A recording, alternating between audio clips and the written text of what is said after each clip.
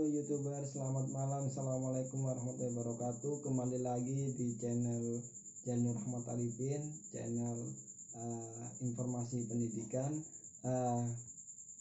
Kali ini dalam video ini saya akan membahas tentang kontroversi proses pembelajaran online dan offline.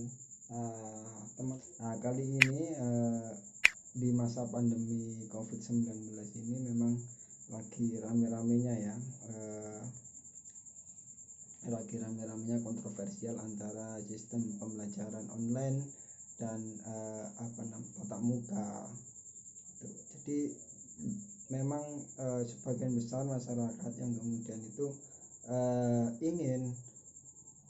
menginginkan pembelajaran offline atau tatap muka. Namun banyak juga yang menginginkan, tidak sedikit juga yang menginginkan tetap online. Karena kenapa? Ada beberapa pertimbangan. Jika online yang pro dengan tatap muka, yaitu anak-anak sudah mulai bosan dengan aktivitas pembelajaran. Itu yang pertama, aktivitas pembelajaran online. Dan yang kedua yang paling viral yaitu adalah banyak wali murid ataupun orang tua yang tidak mampu membelikan pulsa atau paketan kepada anaknya. Dan yang kedua adalah pertimbangannya masyarakat ingin belajar offline ataupun tatap muka adalah tidak adanya interaksi antar guru dan siswa, kemudian mengakibatkan siswa tersebut kurang memahami materi yang disampaikan oleh sang guru. Contohlah adik saya sendiri adalah seorang SMA kelas 3 sekarang, kelas 12 di salah satu SMA di Sidoarjo.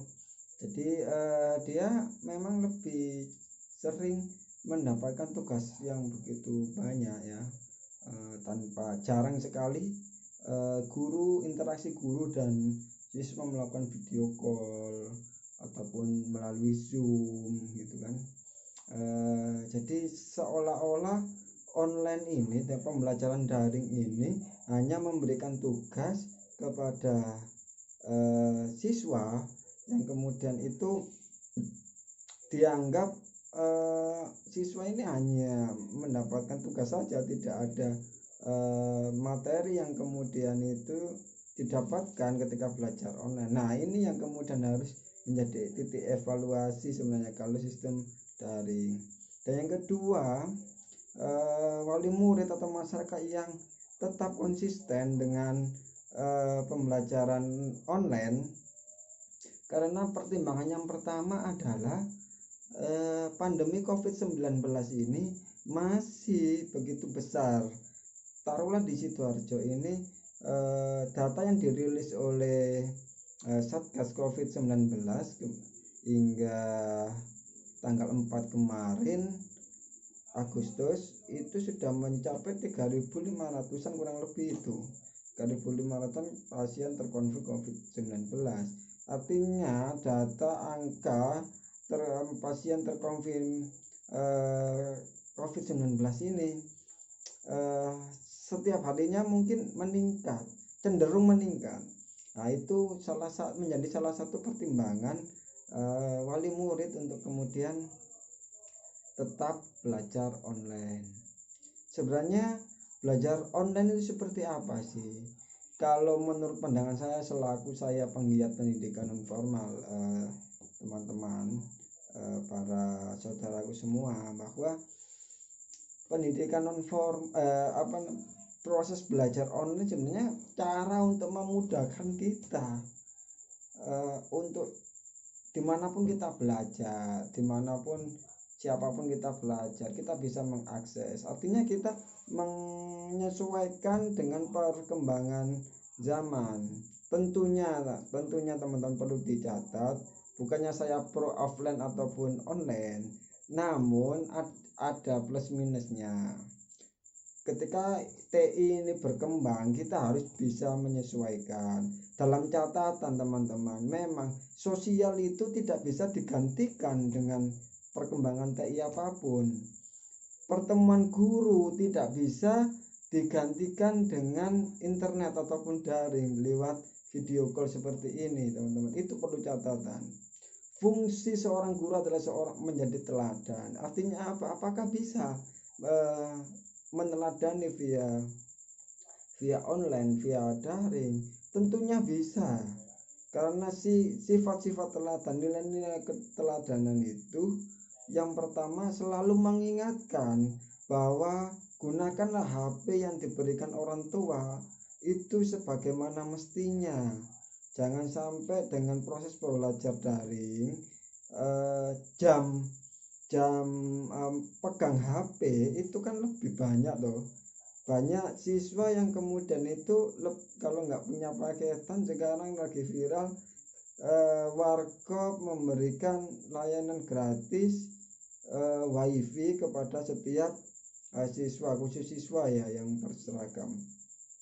Artinya semua masyarakat berbondong-bondong untuk saling membantu supaya sang siswa ini semangat untuk belajar. Namun frekuensi siswa untuk bertemu memegang HP itu begitu besar. Maka dari itu perlu kontrol dari orang tua supaya siswa tersebut atau para siswa itu tidak cenderung bermain HP lebih banyak dengan alasan cari tugas, kemudian cari apapun lah itu ya, dengan beralasan supaya tidak ada supaya bisa memainkan HP dengan dia main game, kemudian membuka situs-situs yang kita tidak diinginkan, situs-situs pornografi, dan itu sangat berbahaya sekali. Nah, ini fungsinya guru dan orang tua di situ. Padahal proses belajar online itu kan setiap manusia perlu diketahui teman-temannya. Setiap manusia itu kan daya tangkapnya, potensinya itu berbeda-beda ya. Ada yang siswa, ada yang mungkin potensinya tidak di akademik, namun potensinya di di non akademik, seperti dia suka olahraga, dia suka elektro, dia suka ngegame. Ini potensi sebenarnya, bukan dia adalah seorang anak yang bodoh ataupun kurang pintar, namun ini adalah potensi yang diberikan oleh Tuhan Yang Maha Esa untuk anak tersebut supaya menjadi bekal nanti kalau nggak biasa ini. Nah, dengan proses pembelajaran online itu ada plusnya. Ketika misalnya taruhlah anak hiperaktif, ataupun taruhlah anak yang suka tidak fokus ketika dengan cara guru itu menerangkan saja di ruang kelas monoton, dengan metode ceramah,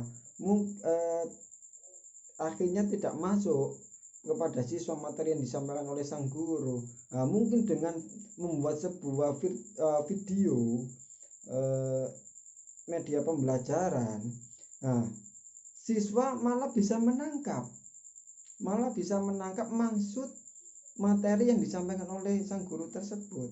Nah, maka dari itu teman-teman, para ibu dan bapak guru, para ibu dan bapak sekalian, teman-teman semuanya lah yang menonton video ini, jadi tidak